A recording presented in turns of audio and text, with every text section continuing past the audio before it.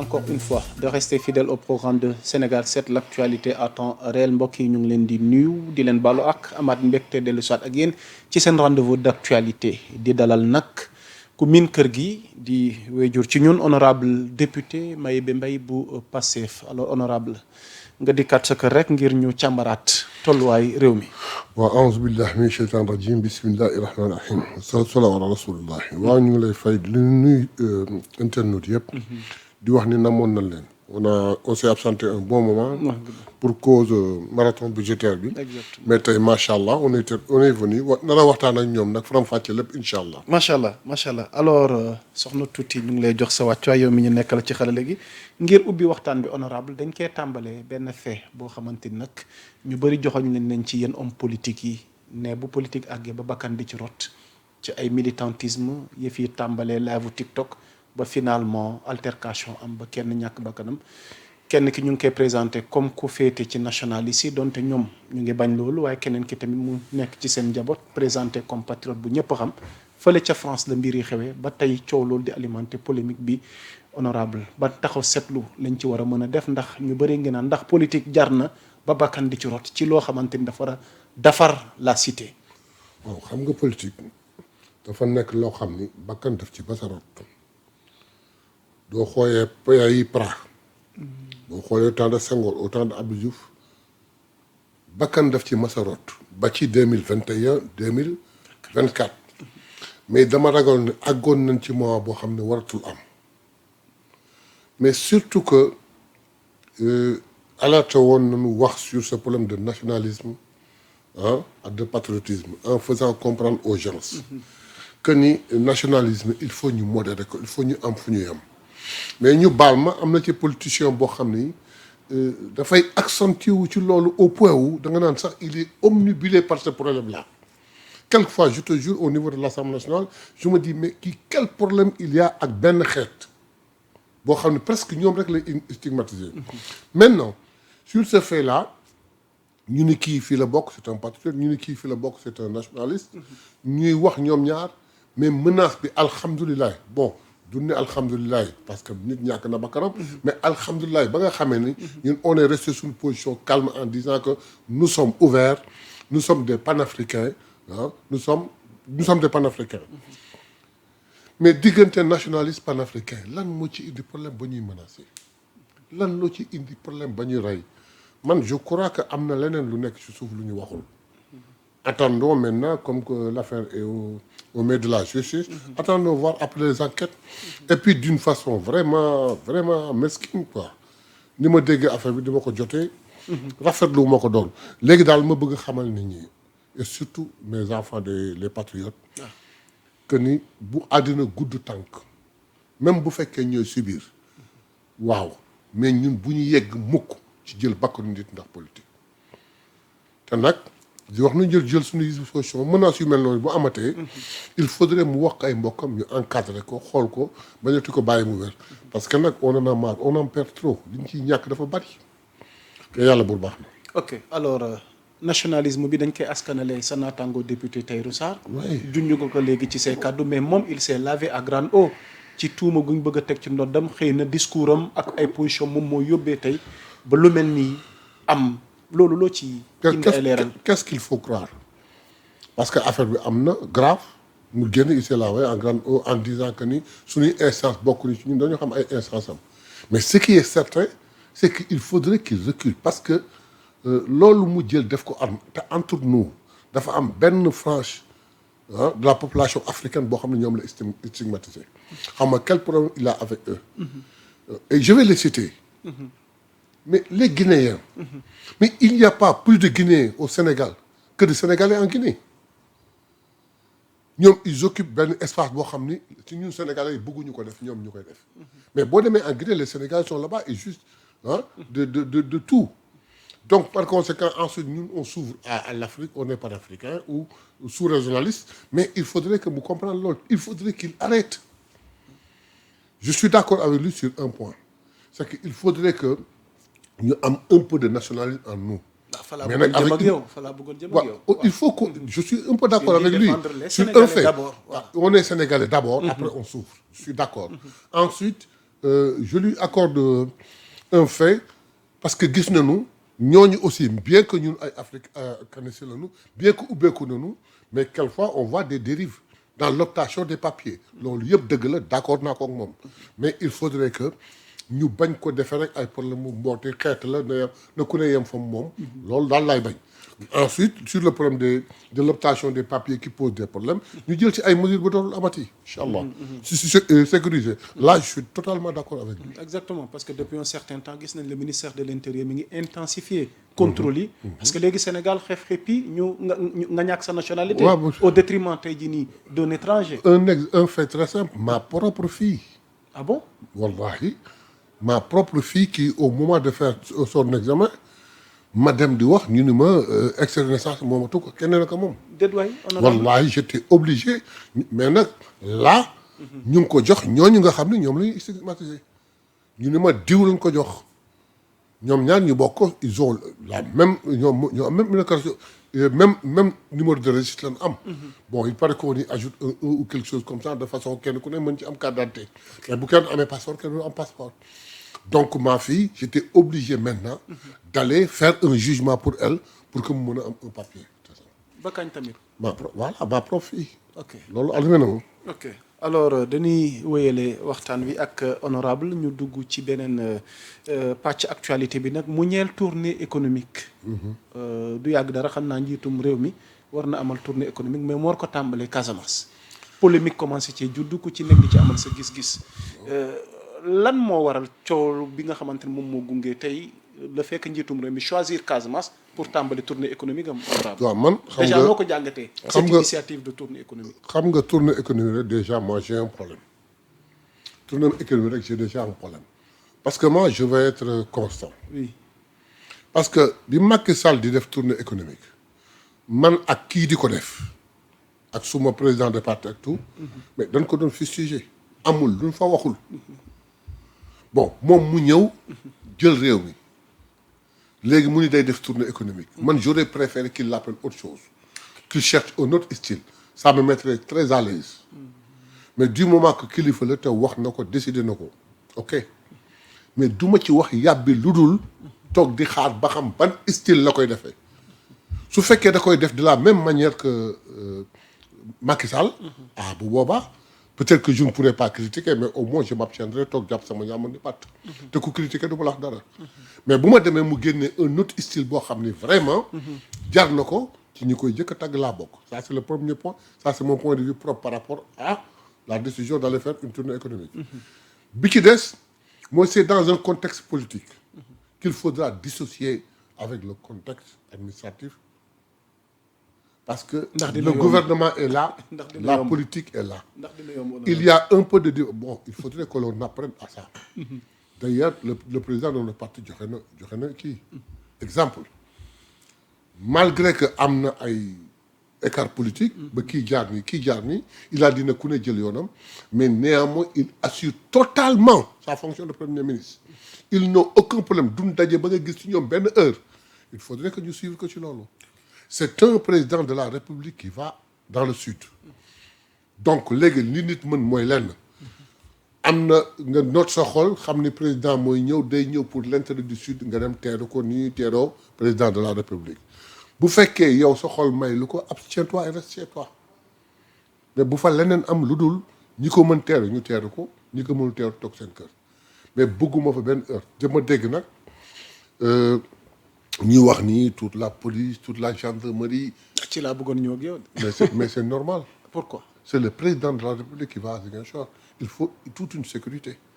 C'est très très très normal. Il n'y a rien d'anormal dans ça. Ensuite nag il faudrait que ñu bàyyi benn fait. mooy tout le monde sait que. ces partisans une bonne partie de ces partisans dañ ko mere. mieux vaut prévenir que guérir mettre assez de sécurité pour qu'il n'y ait pas de heurts. Et là je suis totalement d'accord. am na lu ñu leen ciy jiiñ yéen patriotes yi am nga lu ngeen nar côté yuuxoo. bon non pas que je sache. pas que je sache et que d'abord démarche am ak doxinam. non conseiller wu ko ndax duñ ko fa yuuxoo ndax duñ ko fa. non enfin je ne le pense pas parce que ñun doxewuñu waxuñu ko instruire ko. te xale yi déggoo kenn ku wax ni nañ ko def. ñoom li ñuy wax rek ñoom mooy vraiment am na fu ñu ko tegoon tegg nañ ko fa léegi nag nit a njort rek yaakaar ni bu fa demee mën na am te su doon man dama leen di ñaan ku fa nar a dem di yuuxu préféré toog sa kër nga xam ne recevoir ko mais koo xam ni xam nga ni dafa ñëw pour njariñu Ziguinchor njariñu sud te ngay partisan te sa xol mën ko demal nga teeru ko ça ne te fera rien quitte à ce que sax s'il le faut mais quelque chose encore d'autre pour dire que je ne suis pas content mais nag yuuxu un président je le du ma ko ok alors ñoom ñu ngi ñuy xamal ni que cette visite de terrain s'inscrit dans le cadre du suivi des politiques publiques et vise à s'enquérir de l'état d'avancement des projets structurants tout en échangeant avec les acteurs économiques et les populations locales sur les enjeux de développement de la région. waroon nañu dugg sur les mêmes textes que Macky avait fait bu muy def tournée économique c'est les mêmes choses lii la ñu waxoon waaw Macky c'est les mêmes choses qu'il avait dit mais ba mu demee gis nañu ni mu demee tey man su changé wuñ style tudde ko leneen je serai plus à l'aise mais loolu la ko tuddee ok je m'abstiens et je regarde ba xam mais su fekkee daf ko def ni ko Macky doon defee ma bañ ko ni ma ko doon bañee ci Macky mais nag su fekkee il est parvenu je suis là un observateur mu defee que nee na noonu j'applaudirai des deux mains mais nag pour donner la visite en disant que voilà c'est une tournée économique la suivi de kii c'est la même chose que Macky avait faite rien n'a changé ok ba tey génnul plan Diomaye pour la Casamance mais à votre niveau de par votre expérience politique honorable Mayébé Mbaye tey Casamance ak potentiel gi mu am ndax waruñu cee mën a jëriñoo Sénégal am avancement gi mu ci am tey. mais très bien Diomaye pour la le programme Diomaye pour la Casamance. waaw moi j'ai salué j'ai applaudi j'ai même sauté.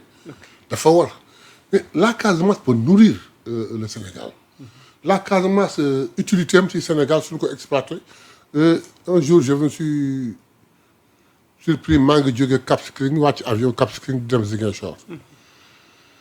mais dama toog bi sax ma waaru ci yàlla ma ne mais regardez-moi tout ça lii lépp donc tey bu defee un programme sur la Casamance moom am na lu tax et là nous applaudissons et nous soutenons su fekkee ne cette visite là économique dafay ñëw di soutenir ce plan là di ko rehausser di ko relancer boole kaag le programme qu'il y avait là suivi et tout mais c'est moi qui vais applaudir waaw mais le contraire daal dem pour massifier ou quelque chose comme ça pour se là c'est là que je veux pas. ok ñu ñëw ci seen parti politique ak seen leader Ousmane Sonko. fan yii da ngeen nekk ci réorganisation. da ngeen nekk ci di relancer waat delluwaat ci base yi. objectif 1 million de militants en termes de chiffres base de données bi ngeen yeesalaat ko. à quelle fin dans un contexte très particulier friction gi am tey. diggante ñaari kilifa yi nekk à la tête du pays. non c'est une chose logique. dans un parti ça ne se fait pas. Qu'est-ce qui se passe honorable Mayébé Mbaye? Absolument rien. Il se passe que suñu parti day dund comme devrait vivre un parti. La logique voudrait qu'un parti chaque 4 ans mu def renouvellement des structures de base et dem dans un congrès. Il n'y a que le parti socialiste qui le faisait en même temps. ñun booba ba léegi ñëw est-ce que vous savez que Ousmane Sonko n'est pas dans la légalité il était élu pour un certain temps dépassé nañ ko depuis très longtemps. 2014 2015 11 ans. 2014. Il est ça fait 11 ans alors qu'il était élu pour 4 ans. 11 ans à la tête du parti. Il était élu pour 4 ans. 2 mandats de weesu na. Il va falloir maintenant mu tegaat ci 3 ans. très bien il va falloir qu'on renouvelle maintenant pour wax ndax dafay toog wala dafay dem ndax dañuy mettre quelqu'un d'autre. ah non honorable foofu na du ma la may nga yeggali bu fekkee dafa nar a toog ça va être compliqué. Pourquoi? vu yéen tey li ngeen inauguré ci seen politique sénégalaise. ci wuute doxalin. waaw. Ousmane normalement 4 ans la woon. waaw boo ci dolliwaatee 4 ans. muy non il a été élu une seule fois pour 4 ans. pour 4 ans. Ouais. mais finalement on est à 11 ans. c'est gagné prolongé parce que on a cherché. oui 2014 2016. oui 2016 la bataille commence.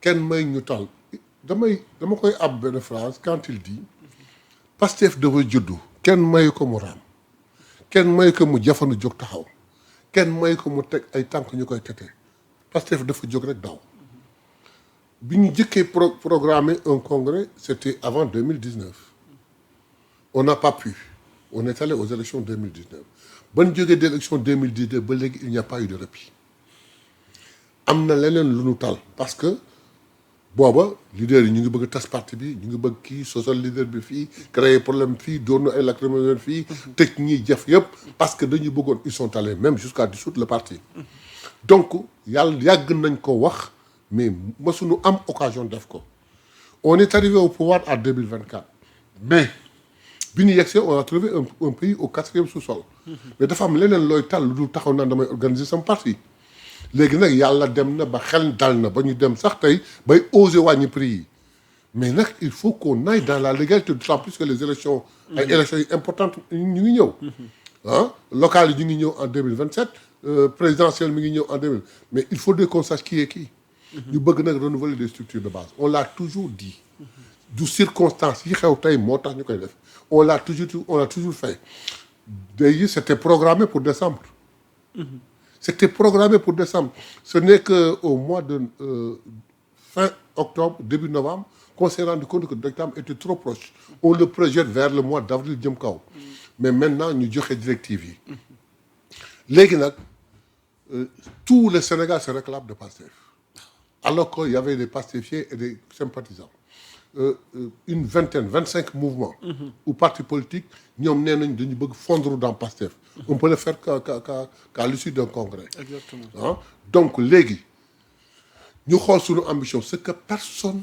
n'a jamais osé dans ce pays benn parti moo fi mos a joxe objectif ci renouvellement en voulant atteindre 300 000 et ils l'ont pas atteint c'est le parti socialiste moom il dit que il veut 1 million est-ce possible mais xam nga lu ko xale yi tontoo pourquoi nga ñu bloqué à 1 million pourquoi tu nous bloques à 1 million neen lii laa bëgg rek ñoom il veut plus et man personnellement je sais qu'on peut plus et on va dépasser ça inchallah vous allez dépasser ça inchallah en fin de compte l'objectif d'autant plus que 2029 gi na sunu kanam non polémique ngi ci am non on ne fait pas de calcul sur 2027 sur 2021 nous voulons avoir un fichier vous savez que nous n'avons pas aujourd'hui un fichier pour lequel on te dira on a tant mais alors que nous voulons avoir un fichier pour que chaque militant ñu xam chaque militant identifier que xam ban zone la bokk ban gox la bokk ban section la bokk mais même ban cellule la bokk ou ban mouvement la bokk donc soo amee ce fichier yëpp def ko xam ko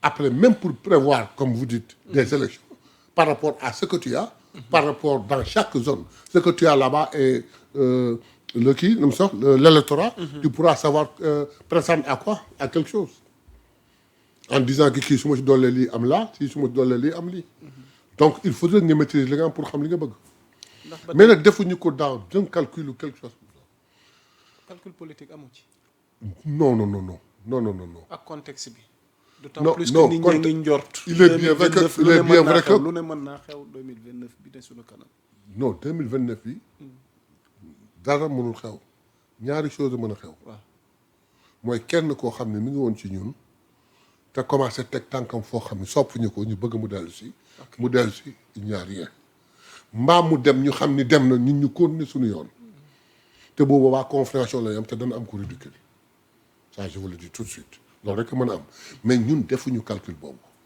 olof dafa ni bala nga naan nem ne fa njaboot gi bari na njaboot gi tasaaroo na kenn ku ne man la il faut ñu xam ku ne kan la yàlla xam na ni ça fait plus de 6 ans ñu ngi koy préparer tey léegi lañ soog a gis le moment propice pour pouvoir le faire rapidement parce que suñ ko deful d'ici juin il nous sera très difficile de le refaire mais defuñu ko sans calcul seulement pour dire la vérité. Allez-y, c'est ce qu'on attend de vous. Justement, oui. avec la situation qui prévaut aujourd'hui, Oui. quelqu'un d'entre nous, boo xam ne dafa mel na ñun dañu jàpp ni il s'écarte mais dans ces renouvellements il va falloir qu'il retourne chez lui faire sa cellule, faire sa section et tout pour montrer son identité et son appartenance à notre parti. Ok. Oui, au cas contraire, mais nous comptons nos militants sans lui. ndax boobaa parti bi dina jël ay matuwaayam. mais bien sûr. pour son cas. non il n'y a pas non parti bi amul lu mu jël matuwaay. mais un militant parti bu aligné wul ci bëgg-bëgg. non parti bi tey la war a mën a lan moo ko jël ciy fekk. xaaral ma wax la expliquer. même si les chefs de parti bi tey la waroon mën a jël matukaay bu fekkoon confrontation rek la ñu bëgg. bu fekkoon confrontation defante rek la ñu bëgg. parti bi tey la mën a jël matukaay. parce que kooku ñuy tudd di ko wax. moom moo piloté le changement ou la réflexion du règlement intérieur qui interdit formellement ce qu'il fait. donc parti bu fekkoon defante la tey lay jël responsabilité pourquoi pas envoyé ko une mise en demeure wax ko ni ko na réajuster ou non à défaut ñu def lii mais ñun loolu taluñu ko lu ñu tal mooy na gouvernement bi dox lu ñu tal mooy non dox lu ñu tal mooy na suñu parti dox mais maintenant di doxal suñu parti moom taxul yàlla xam na ne moom taxul mais ci biir doxalin bi nous allons renouveler les structures de base génner des cartes j'espère qu'il va se payer sa carte aller faire sa cellule sa section et consort et son département pour montrer son appartement dans Pastef de droit parce que nag quoi qu'on puisse dire même bu fekkee nous soupçonnons que mi ngi jaar ci yoon boo xam ne gënaluñu mais force est de reconnaître qu'il a fait un excellent travail dans Pastef il a occupé de très bons postes il a fait un excellent travail mais le seul problème li ñu boole mooy dafa teg tànkam ak di collaborer ñoo xam ni gënaluñu te parti bi bëgg loolu. ok mais poignée de main yi ñuy gis ci journée de la diaspora bi mu mel ni retrouvailles entre deux frères waaye yemuñu ci récemment des pupilles de la nation bi ñu demee Palais Kero yaa ngi ko dégg mu naan réew mi di ko tàmbalee ci Senghor jàll ba ci moom mi ëllëg mun na doon PM ñu bëri commencé sourire reetaan ne ah lii de. non namoon nañ ko ci seen diggante c'est pas le cas moi c'est pas le cas man réew ma parce qu'il y a un mot qui me gêne il dit peut-être c'est le peut-être là qui me gêne. perhaps. il dit peut-être. bon je ne sais pas lu tax bu wax ko moo xam. mais man j'aurais préféré mu wax ni Senghor jaar na Abdou Diouf jaar na Abdoulaye Wade jaar na. Macky jaar na man jaar naa demain incha allah ce sera kii je serai plus à l'aise mais demain peut-être ce peut-être là a été interpellé par tout le monde qui n'ont pas pris. yow loo ci déggee honorable. lu ma ci man non lapsus la pour man. peut-être bi daal c'est gênant. il aurait dit après moi c'est kii bu neexee yàlla ce serait plus acceptable loolu laa ci gën a gëm mais je le critique pas bon maintenant. ñoom fu ñu dajee. mosoo gis fu ñu dajee kii fii de tout temps fu ñu mos a dajee ils sont dans un sourire quelque chose comme ça Ousmane Sonko en tant que taquineur bu ko gisee il lance un mot qui fait que ñoom ñaari sourire tàppante dem et c'est naturel chez eux ça pose aucun problème bon barki démb par rapport à la tension bi amoon ak tout des tas de choses bon ni mu waxee noonu am na ñoo xam ne ils ont dit bon voilà il est en train de mettre de l'eau dans son bissap quelque chose comme ça moi c'est pas le cas moi je suis là et j'attends quelque chose de très concret xam nga j'attends que lui comme ni ma ko waxee il n'y a pas de problème entre Ousmane Sonko et Diomaye humainement pas. humainement c'est des amis mag ak rakk lañu ils travaillent dans le gouvernement amu ci benn heure alhamdulilah sur le plan politique dafa am yoon wu Pastef tracé def ci yaakaaru askan bi ah def ci gëm-gëmu askan bi wax ci dëgg digalaate ci digal yu dul jeex askan bi bëgg ko topp ñu ni ay ca Ousmane war ko piloté ñu am heure mu geesu ki mu jëkk daj muy Diomaye te mérité na ko mu ni ko kaay piloté maintenant ci pilotage bi il voit que ni waajaa ngi bëgg wàcc tali bi mu téye ci direction bi ni ko doo ci wàcc loolu mooy problème bi loolu rek la amul leneen su del soitoon tey ci route bi ñu àndandoo ñu ñëpp on aurait fait le travail sans problème mais s'il s'entête à vouloir descendre on le descendra de notre véhicule et on continuera nous politiquement c'est ça ci nag loo xam ni sos ba mu sosoo ba tey amul loo ci deful amul loo ci sonnewul amul loo ci ñàkkul amul sacrifice boo ci deful mais diggante benn garab bu ñu la toppal président de la République tax nga changer au point où bëgg a wàcc doxale neneen nous ne l'acceptons pas nous restons dans notre logique et pour exemple ci autoroute boobu ñu tracé espoir du peuple bi ànd ci mais ñaari digg yi gën a rëy moo am vous pouvez comprendre que chemin bi ñu def pour accès pour yóbbu ko au pouvoir ay nit seen bakkantuur daanu ñii nàcc ñii làgg ñii def yëpp que ces gens là génn di marche di laajte justice du lu rafet ñoom bala ñu koy laajte ñun waroon nañu mettre al justice bi qui point au fait que justice bi di dox jox faire justice demain ou après-demain c'est pas possible mais au moins ñu lekk ci yoon wi ça c'est un deuxièmement c'est nous qui avons promis et crié dans tous les plateaux du monde lui compris que bu ñu yàlla mayee ba ñu yëg kenn koo xam ni seex nga 15 bu Sénégal moom di nga ko yàbbi la décision kon lu fi amagum Maya bi dugg tey génn suba Alioune dugg tey génn gannaaw suba Samba dugg tey génn gannaaw suba jusqu'à quand mais nous ne demandons que ensuite s'allier avec des gens yoo xam ni bu seen pexe juboon mais doo falu ñooñu mën nañ la wax loo dégg fàttal sa nopp bi kaay nga ànd ak ñi nga àndoon de bëy day ànd ki moroom mi bëyam bu àndul mooyam bëyam ànd ak cere loolu wax nañ ko mbaa mu ànd ak dax loolu la nga koy bañal donc problème bi loolu la donc pour revenir encore à notre sujet mais yokkaale ci son silence ah bi certains jugé intrigant le silence de Diomaye et dans tout ça boobu ak léegi il est dans son silence mais silence bi la mën a def option silence boobu Voilà. moo gën ci moom pour que demee lu mën a am qu'il puisse prendre une bonne position tey bu waxee feeñ ku wax feeñ su fekkee man nag sañ naa interpréter noo ko interprété honorable situation am na waaw mi ngi dem ñii wax ñii nee na il s'entête il reste là il regarde s'il y a réussite de son côté il continue s'il n'a pas réussi de son côté il dit que je n'ai jamais prôné ça je n'ai jamais donné des instructions mas ma dégg ma dem instruction et il revient man loolu la ko jàppee sañ na noppi mais man sañ naa interpréter donc pour wax ni renouvellement des structures de base pour aller vers un congrès on l'a pas décidé pour quoi que ce soit on l'a pas décidé pour qui que ce soit ça fait combien de temps qu'on ñoo ngi ko bëgg depuis 2017 2018 ñu ngi koy jéem mënuñu am on n'a pas eu brin de temps cette fois-ci am nañu acte de temps boo xam ni de novembre à juin ci diggante bi buñ ko ci defal il nous sera très difficile de le faire donc on l'a attaqué on est en train de le faire ok balaa ñu jàll ci yenn point yi ñu desee ci waxtaan wi lii xalaatu lenn ci askan wi la ne li xew ni yëpp ndax du seen scénario yéen famille Patriote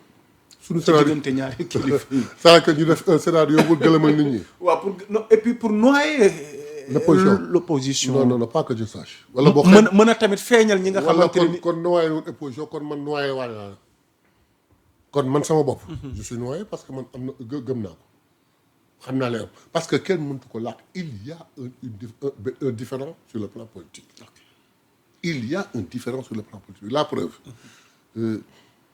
selon moi et tout le monde était d'accord pour ñu restructurer la coalition man je crois que ce qui dérange le plus c'est le fait qu'on ait voulu changer le nom ñu dindi tur bi Diomaye président tudde ko apte je crois que loolu moo gën a déranger léegi nag ñu gis ni am na luy ruumandaat Ousmane Sonko wax moom mu ñëw contredire Ousmane Sonko c'est ce qui loolu merloo ñu bari ba pare persister ndaw si mi ngi toog di def ay pêche mais même si c'est dans une fleuve noire où il jàpp fa lu dul ay coomaaki ay gang ak ay li may wax ni ndar ñoo koy xam waaye lu ne mën naa xew de non la muy napp nag fa muy nappee waaw xam la c'est une fleuve noire ay gang ki ay yu kenn xamul xam-xam jàndee fa am waas amu fa coof amu fa jarañ amu fa entre nous que l'on me dise que kenn wax ma dans les commentaires que quelqu'un me dise un seul responsable bu bokk dans ce mouvement boo xam ne am na aura politique am na nit derrière lui nan ma ci sital kenn dalal na fan yi passé Arona Coumba Ndoffène Diouf de non Arona c'est une personnalité qui a occupé de hautes fonctions ban base la am loolu xanaa moom dina ci indi ay leeral ma ngoog voilà Arona Coumba Ndoffène Diouf waaw ban bu kii Arona rek nga cité keneen xamu ci keneen man par contre kenn nga ma laajoon te tooguma fi pour di leen non Arona déedéet dama ne nga wax ma ko am aura politique nga ni ma Arona Coumba Ndoffène Diouf occupé na ay hautes responsabilités politiques mais xaw ma base politique am par contre xam naa fa ay nit yu yore ay mouvement seen sac la ñu yore seen email seen numéro téléphone seen jabar sax bokkul seen mouvement ci seen bopp la yem daal mais yéen seen bopp sax gëmuñu ko ok dañuy avancer parce que waxtu bi balaa mu ñuy dem mais ci wàllu justice bi fan yi dafa am lu xew déjà li njëkk a am mooy 7 décembre gisuñu woon Diomaye teew donte agenda ma ngoon fële ca Côte d'Ivoire waaye ñu gis moom it ñu projeté film boo xam ne de la prison au palais gis ñu fa PM daa dee teew waaye patriotes yi bëri fustigé scénario film bi mu mel ni intrigue bi dañ ko faussé parce que kanu fa waroon a gis wala ka waroon a lépp l'artisan de tout ce qui s'est passé mu mel ni dafa xaw a absent noo jàngatee épisode boobu ñaari fait la waaw il faut ñu xàjjale leen pour mu leer benn bi mooy c'est le cas des victimes oui et martyrs dañuy dellu gannaaw vers le 8 man avant le 8 ok bëgguma woon sax mu raté le 8 dox naa ci dox bu ma woon c'est pas la peine de revenir là-dessus dem naa seeti waajuram dem naa j'ai essayé de le voir j'ai essayé de le contacter wax naa Ousmane Sonko ànd ak waa magi Pastef yi nous les représentants man ak doyen Alla Kane on a tout fait pour que mën a fexe mu bokk le 8 c'était pour éteindre le feu là si je peux l'appeler ainsi. est-ce que je ne suis pas parvenu. le kii Ousmane Sonko déclare que ni yaakaar na ni waa ji il sera au rassemblement. ce que je peux pas comprendre ñuy féete ay victimes yoo xam ni seeni bakkan seeni cër ñi ñàkk seen cër moo la indi au pouvoir nga waroon fa jiitu ñëwuloo nga dem Côte d'Ivoire di fekk ji prestation de serment d'un président pour un 4e mandat alors que yow sa dëkk yaa xeex pour 3e mandat ba am ay bakkan yu rot loolu moo ma def problème. C'est pourquoi je me dis Diomaye qui tu es. Ça c'est un. bi ci des je crois que mooy lan le film. damay tontoo rek je ne sais plus qu'est-ce qu'il a dit. C'est comme si on jouait un film Rambo 6. ñu jël Sylvester Stallone changé ko par Ouzin Keïta. C'est-à-dire que on peut parler de la prison au palais de 2021 à 2023 sans l'acteur principal. Mais il n'y a qu'un seul acteur principal, c'est Ousmane Sonko. D'ailleurs, ça, ñu ko def ñoo ko tey. C'est une orientation. Ah, pourtant, le réalisateur est réputé professionnel. Attendez, quoi qu'il en soit, même s'il était réputé, il l'a fait, exprès. Deuxièmement, et pour être li ma wax nii, mais regarde, dans la même semaine, j'apprends que quelqu'un a écrit un livre sur Ousmane Sonko. Il va voir des éditeurs. Ñu lire tout ça, le manuscrit est bon, mais tu as parlé pas du président de la République. Mais le livre bu ñu bind Ousmane Sonko lu yor président de la République. Ah bon? Ils ont refusé d'éditer. À la RTS. Il va pour la présentation de ce livre. Impossible. Mais affaire bi lu muy nuru. Donc ñun waa Pastef ñu ngi muñ. jàpp ne lii ay rumeur la ay wax la day dem. mais bu fekkee c'est des faits qui sont avérés. am na tontu buy ñëw ca kanam de. am na réaction buy ñëw ca kanam de. duñ ko seetaan duñ ko wax. te ma bëgg wax ñooñu di wàññi parce que son chef de cabinet est sorti dans la même lignée. Ousmane Abdoulaye Baro que je connais bien. ak li mu wax que je connais bien. waaw li mu wax xanaa leer na dégg nga ko. lu mu wax noonu nee na Ousmane Sonko ku mu masaan joxoñ nga falu est-ce que léegi loolu valable na ba tey. C'est une façon de dire que Ousmane Sonko oraam wàññeeku na ci lignée boobu la nekk moom mais je lui pose la question rek les gens me posent la question mais Mayabé Abdoulaye Baro bi kii mooy kan. ce qui dit que boobu méttee. kan moo déggoon Ousmane Baro. ca xeex bu métti bu ku dégg Ousmane Baro. bien que nag man personnellement xam naa ne amul lu mu liggéeyul ci Pastef. dans la discrétion. mais ci élan boobu la nekk moom. ma bëgg ko wax ni ko si Ousmane Sonko pèse 2 tonnes en politique mais Diomaye ne pèse pas 10 kilos. Diomaye benn yoon la mas a gagné Ndiaganiao bi ko Ousmane Sonko joxañee il a toujours été battu à Ndiaganiao. il n'est même pas parvenu à décrocher la mairie de Ndiaganiao. quoi qu'on dise disons la vérité. et c'est pas valable pour Diomaye c'est valable pour tous les responsables politiques et Ousmane l'a dit. kenn ku nekk kii d'ailleurs sax je laisse waa Pastef. je vais dans l'opposition et j'emprunte les expressions de quelqu'un Abba Mbaye. mon jeune frère de Saint-Louis. mu faloon nekk député. dans ses premières expressions il dit aujourd'hui je suis député parce que Ousmane Sonko est passé me voir en campagne. s'il avait fait de la même manière ci local yi je serais maire de Saint-Louis. waxuma la Pastef mais opposition sax noonu la ñu waxee. donc il faudrait qu'il se comprenne que ce n'est pas parce qu'il est président de la République que mën na fi jëlee un poids bu ëpp doole Ousmane Sonko. si Ousmane pèse 2 tonnes lui il pèse moins de 10 kilos. mais nag quand il est auprès de Ousmane ku ko teg ci poids mën na mat 1 kilo 500. mais bés bu ci détaché woo rek. je te jure il perd tout son poids. ok alors honorable dañuy bëgg a terminer ak justice bi ba tey le cas Farba Ngom. xam nga le cas Farba Ngom. le cas Farba Ngom tey fan la wan ne nar a mujjee ki gëtam honorable mu mel ni ay njabootam nag jàpp nañ ne vraiment Farba amatul dara lu muy def ca kaso ga. léegi xam nga lu xew Farba. waaw mbirum Farba man dafay metti sama bopp ci yenn fànn. Farba boo daan toog wóolu boppam ak wóolu régime am nguuram ba tax na lu ko neex wax jël na dañuy jox man dama bëgg xaalis man damay dugg moo wax bu dugal boppam tey rapport épinglé na ko te rapport bi alhamdulilah rabbil alamin du ñun ñoo ko def su ko defoon coow baje xaritam moo ko def géeram moo ko def mu ni en tout cas man du ma tëdd man kenn de bu tëdd amee ñëppay tëdd ce qui dit qu'il y a possibilité tëdd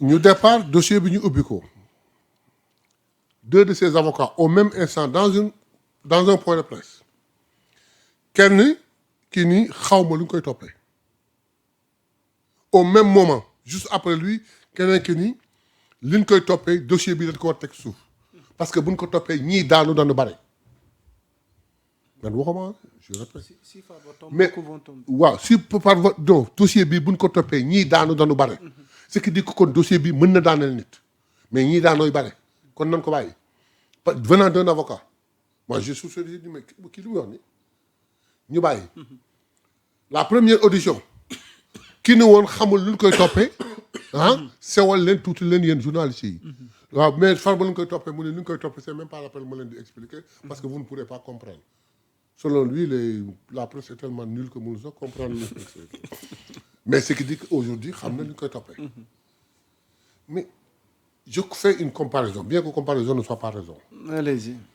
En parlant de Mansour Faye dans son dossier j'ai dit Mansour coow yi muy coow ñuy génn di marché di yooxu mais je lui conseille na dem toog te jóg ay avocat jàngat dossier am wut ay argument am teg ëllëg bu ko juge bu wooyee bu nee benn mu ni fukk bu nee benn mu ni fukk ba mu jeex tàkk mu leen nañ mu ñibbi këram comme s'il m'avait entendu il l'a fait wut ay preuve anamu tey Mansour est chez lui mais pour Farba waxuñu ni liñ ko toppee lii waxuñu ay argument mais benn presse club qu'il est malade qu'il est très malade bañ nañ ko ba ambulance su ko indi après mu yëg ay escalier mais ambulance bi ko indi oto normal mënoon na ko indi ni mu toogee ci ambulance mu toogee ko mais ça que le fait boobu que ñu appesantir uniquement sur sa santé en lui faisant jouer un théâtre pour que chaque 15 minutes mu def nii kër mais tey seetal na ko attendons de voir attendons de voir Tahirou n'a aucun intérêt pour mettre en mal Farba parce que lu mu teg ci kaw Farba day retourner chez lui seetal Farba moo koy arrangé te il faut que les juges comprennent qu'ils ont presque les mêmes avocats te on les juge de la même façon ce qui dit que li ñuy waxal kii la ñuy waxal kii léegi maintenant surtout juge man sama problème nekkul si Farba denc Farba toog sama problème mooy li ñu koy wax moom la na jaar fi mu doon jaar dañ koy waxal du moom njuumte la nan ko bàyyi mu dem di tëdd këram dundam. ok li ñu amoon ci waxtu moo ñu dab honorable amoon nañ mbégte vraiment dalal la ci sa humilité saa buñ la soxlaa nga ñëw ñu ngi lay jox rendez-vous xëy na fii léegi jamono. incha allah boo amee temps rek di kaat ñu waxtaanee. bu soobee suñu yàlla ça je le promets aux téléspectateurs wax leen di leen incha allah bu ñu yàlla maye rek. incha allah heure bu ñu feexee rek bu ngeen di woowee ñu toog ñu waxtaan ak moom. j'espère que li ñu fi waxtaan du heurté wuñu fi kenn. c'est pas notre intention dañu bëggoon rek wax ci leer. je vais continuer simplement à demander aux gens du Sud.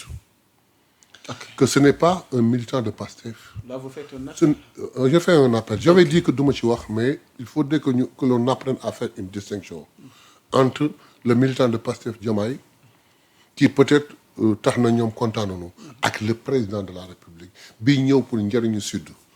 donc su fekkee ñëw na dans le cadre de njëriñu Sud kese wax li ngeen bëgg tertu leen ko sargal ko bàyyi ko mu ñibbi même bu fekkee jot na ngeen wan que ni ko kontaanu takk morceau yu xonq sax baax na mais bu fa benn heure am bu fa am lu leen di xeebe te nag voyage am bi mën na jur njëriñ pour Ziguinchor li leen ñëpp yónnee parce que vous avez vécu beaucoup de temps yoo xam vous avez perdu beaucoup de temps c'est le moment de vous rattraper donc loolu bëggoon naa ko sànni encore di sant militants yi di leen gërëm surtout pacifiens yi leen ñaan yàlla rek suñu objectif yàlla nañ ci yàgg ak jàmm te objectif yëpp mooy 2019 Sonko nekk président. 2029 incha allah 2029 Sonko nekk président. macha allah yal nañu yàlla mettal ak fekke ba boobu alors di ko jaajëfal moom honorable Mayba Mbaye di jaajëfal soxna tuuti ca xarala ga ak mboolem ñi ne woon ca coordination bi l'actualité est en continu sur Sénégal 7 jàngeen jëfa salaam.